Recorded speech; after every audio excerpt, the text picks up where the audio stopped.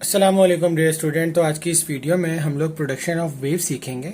जैसे कि मैंने आपको लास्ट क्लास में बताया था कि जो वेव्स का फिनोमेना होता है, जैसे साउंड वेव्स, लाइट वेव्स, वो हम फिजिकली नहीं देख सकते, ठीक है। तो इसीलिए वो इनविजिबल होती हैं।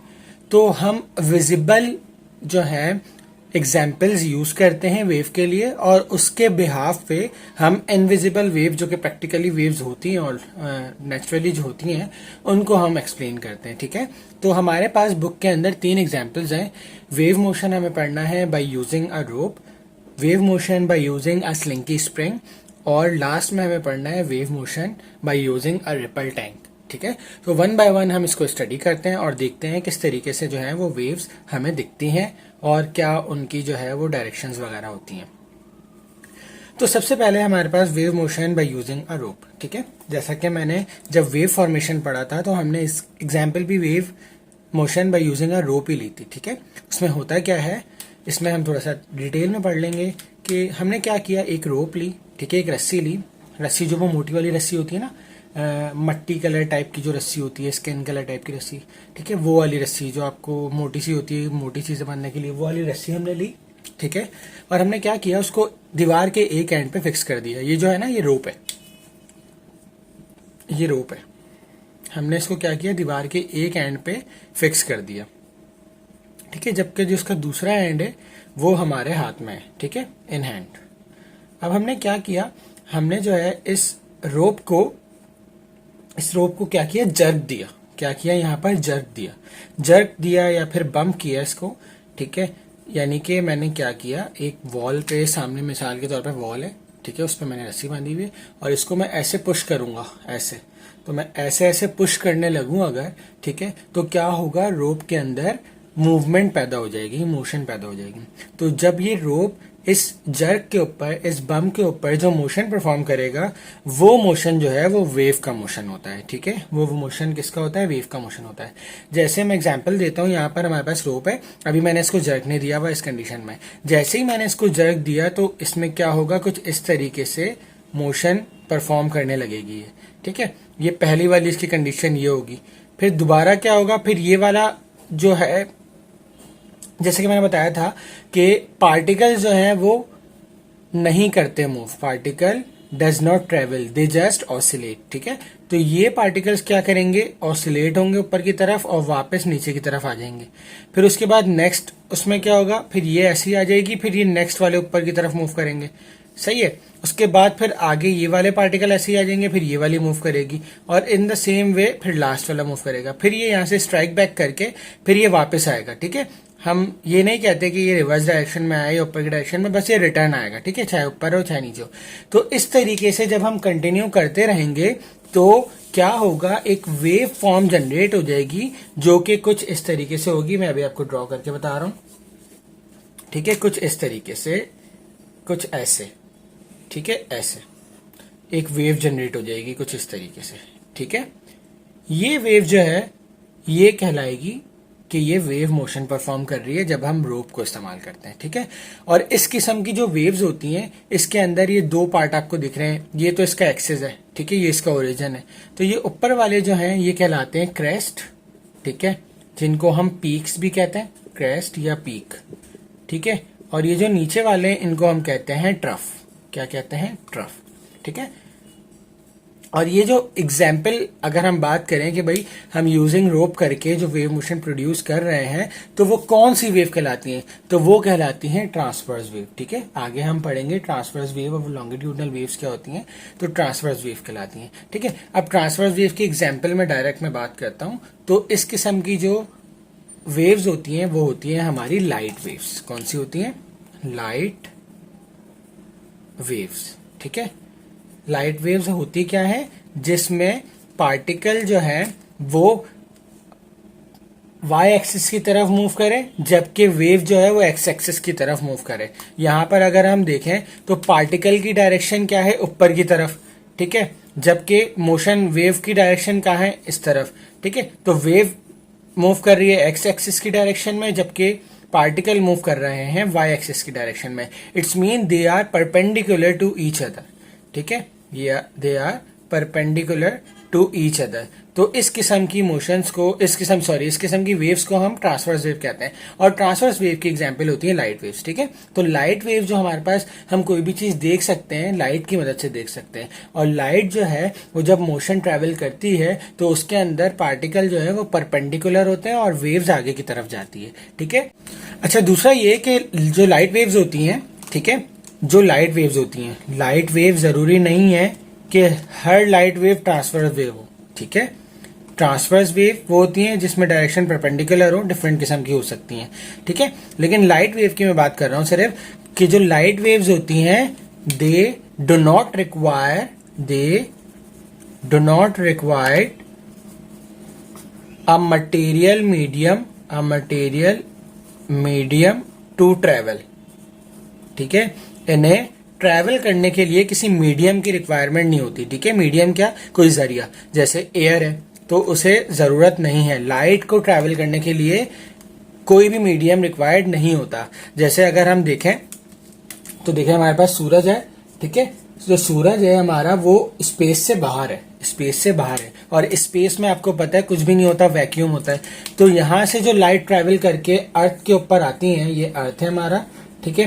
तो यहाँ से जो लाइट अर्थ के ऊपर आती है तो यहाँ पर जो है वो कुछ एरिया जो है वो वैक्यूम का होता है, और जब एटमॉस्फेयर स्टार्ट होता है तो यहाँ पर मटेरियल मीडियम यानी कि एयर हमें मिलता है। तो लाइट जो है वो वैक्यूम से भी ट्रैवल कर रही है, एयर से भी ट्रैवल करके अर्थ तक आ रही है। तो इसका मतलब लाइट वेव्स को जो है कोई भी मटेरियल मीडियम रिक्वायर्ड नहीं होता, ठीक है। और लाइट जो है अपनी कांस्टेंट स्पीड से मूव करती है, जो कि होती है 3 × 10⁸ मीटर पर सेकेंड, ठीक है। तो रोप के साथ आपको एग्जाम्पल समझ आ गई होगी मोशन की, ठीक है। अब हम बात करते हैं wave motion by using a slinky spring. अच्छा जी, तो नेक्स्ट एग्जाम्पल है हमारे पास wave motion by using a slinky spring. Slinky spring क्या होता है, कुछ इस तरीके का स्प्रिंग होता है कॉइल शेप में, ठीक है। हेलिकल स्प्रिंग होता है जो मल्टी कलर में होता है। बच्चे जो है वो टॉय के तौर पे इसको यूज करते हैं, ठीक है। होता क्या है, आप स्लिंकी स्प्रिंग सर्च करेंगे आपको मिल जाएगा। मुख्तलिफ किस्म के कलर्स आपकी बुक के अंदर भी साइड में बना हुआ है ना, कुछ इस तरीके से ऐसे राउंड करके बनाया हुआ है, ठीक है। वो स्लिंकी स्प्रिंग होता है। स्लिंकी स्प्रिंग को भी हम यूज करते हैं वेव मोशन को स्टडी करने के लिए, ठीक है। हम क्या करते हैं, स्लिंकी स्प्रिंग हमने लिया और उसको दीवार के एक एंड पे फिक्स कर दिया, ठीक है। जब हम फिक्स करेंगे तो कुछ इस तरीके से वो शेप जो है वो एक हैंड यहाँ पर हम पकड़ लेंगे, ठीक है। अब क्या होगा, इनके दरमियान जो डिस्टेंस है ना वो सेम होता है। वैसे जब हेलिकल स्प्रिंग आप लेंगे स्लिंकी स्प्रिंग तो उसके दरमियान डिस्टेंस सेम होता है। जाहिर बात है मैं ड्रॉ कर रहा हूं तो एग्जैक्टली नहीं बना सकता। तो अब क्या होगा, यहाँ पर डिस्टेंस सेम है, आप लोग ये कंसीडर करें। जब मैंने इसको यहाँ पर मूव करवाया, अब यहाँ पर हमें क्या करना है, बैक एंड फोर्थ मोशन करानी है। जबकि हम यूज जब कर रहे थे रोप तो हम क्या कर रहे थे, अप एंड डाउन मोशन करा रहे थे वेव को स्टडी करने के लिए। यहाँ पर हम इसको पीछे खींचेंगे और उसके बाद छोड़ेंगे। तो जब इसको पीछे खींच के हम छोड़ेंगे तो ये कुछ इस तरीके से परफॉर्म करेगा। कुछ जो इसके कॉइल्स होंगे वो आपस में कॉन्ट्रैक्ट करेंगे, कुछ जो है वो दूर हो जाएंगे, फिर कुछ जो है वो करीब होंगे, फिर कुछ दूर हो जाएंगे। कुछ इस तरीके का जो है वो हमें आपको शेप जो है वो देखने को मिलेगी, ठीक है। तो इस किस्म की वेव्स को हम लॉन्गिट्यूडनल वेव्स कहते हैं, ठीक है, जिसके अंदर कुछ इस तरीके की जनरेशन प्रोड्यूस हो। ये क्या कहलाती है, जहां पर ये वेव जो है कंप्रेस हो रही है, इसे हम कहते हैं कॉम्प्रेशन। यहां पर हमें क्रेस्ट और ट्रफ देखने को नहीं मिलता, ठीक है, ये कहलाता है कॉम्प्रेशन। और जहां पर स्पेस ज्यादा होता है, ठीक है, वो कहलाता है रेयरफेक्शन।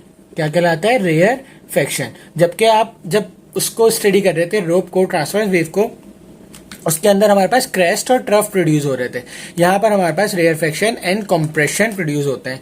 और इसकी अगर हम रियल लाइफ एग्जांपल लें तो हमारे पास जो साउंड वेव्स होती हैं वो एग्जाम्पल हैं आपकी स्लिंकी स्प्रिंग की, ठीक है, यानी कि लॉन्गिट्यूडनल वेव्स की। लॉन्गिट्यूडनल वेव्स होती हैं जो रेयरफेक्शन और कंप्रेशन इनके अंदर प्रोड्यूस होता है, ठीक है। अब साउंड वेव्स जो है वो इस ऐसे कैसे ट्रेवल करती हैं, क्योंकि इसके अंदर जो है वो पार्टिकल और वेव दोनों का डायरेक्शन जो है वो एक्स एक्सिस पे होता है।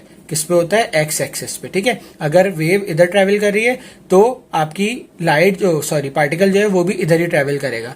तो they are parallel to each other, जबकि उसमें क्या था, they are perpendicular to each other, ठीक है। यहाँ पर क्या करते हैं, साउंड वेव्स होती हैं। साउंड वेव्स कैसे, जैसे एयर जो है उसके अंदर पार्टिकल्स होते हैं ना बहुत सारे। जब हम यहाँ से साउंड क्रिएट करते हैं तो साउंड जो है वो वेव की फॉर्म में इस पार्टिकल को जाता है, फिर ये वाला पार्टिकल इसको आगे पास करता है, फिर ये इसको, फिर इसको, फिर इसको, फिर इसको, फिर जितने पार्टिकल्स जितने ज्यादा होते हैं वो आपस में कॉन्ट्रैक्ट हो जाते हैं। फिर जैसे ही कॉन्ट्रैक्शन शुरू होता है तो वो एक दूसरे को दूर करने की कोशिश करते हैं, तो फिर क्या हो जाता है, रेयरफेक्शन स्टार्ट हो जाता है। तो इस तरीके से जो है वो कंप्रेशन और रेयरफेक्शन प्रोड्यूस होता है साउंड वेव्स के अंदर। आपके पास मोबाइल है, हर किसी के पास मोबाइल होता है एंड्रॉइड, तो जब हम वॉइस रिकॉर्ड करते हैं तो आप वॉइस रिकॉर्ड में देखेंगे कि यहाँ पर जब वॉइस रिकॉर्ड हो रही होती है कुछ इस तरीके का सिंबल होता है, तो नीचे जो है यहाँ पर कुछ ऐसे जो है वो आपको शेप्स मिलता है, कुछ ऐसे शेप्स मिलते हैं। तो यहाँ पर जो ये शेप्स होते हैं ये आपके होते हैं रेयरफेक्शन, और जो बिल्कुल कंप्रेस्ड होते हैं वो आपके होते हैं कॉम्प्रेशन। ठीक है, एक और बात कि साउंड वेव्स को मटेरियल मीडियम रिक्वायर्ड नहीं होता ट्रेवल करने के लिए। क्या मटेरियल मीडियम रिक्वायर्ड नहीं होता, मटेरियल मीडियम रिक्वायर्ड होता है ट्रेवल करने के लिए, जबकि लाइट वेव्स को मटेरियल मीडियम रिक्वायर्ड नहीं होता। ठीक है, इसके एग्जांपल कैसे लें, तो सूरज को ही ले लेते हैं।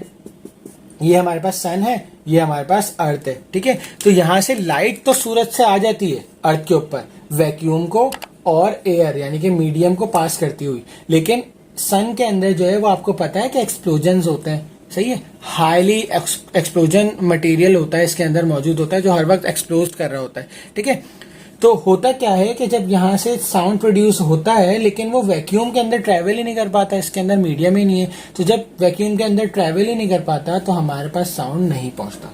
ठीक है, जबकि जो हमारे पास बादल होते हैं, जो क्लाउड होते हैं, ठीक है, क्लाउड के अंदर जब बारिश होती है तो बादल जो है वो गरजते हैं। ठीक है, तो उसमें क्यों आवाज आ जाती है, वो इसलिए आवाज आ जाती है क्योंकि वो एयर के अंदर मौजूद है, मीडियम के अंदर, तो वहां पर तो मीडियम मौजूद है, एयर मौजूद है, तो वो क्या करते हैं, मीडियम के थ्रू पास होकर हम तक पहुंच जाते हैं। ठीक है, अब लास्ट है हमारे पास wave motion by using a ripple tank.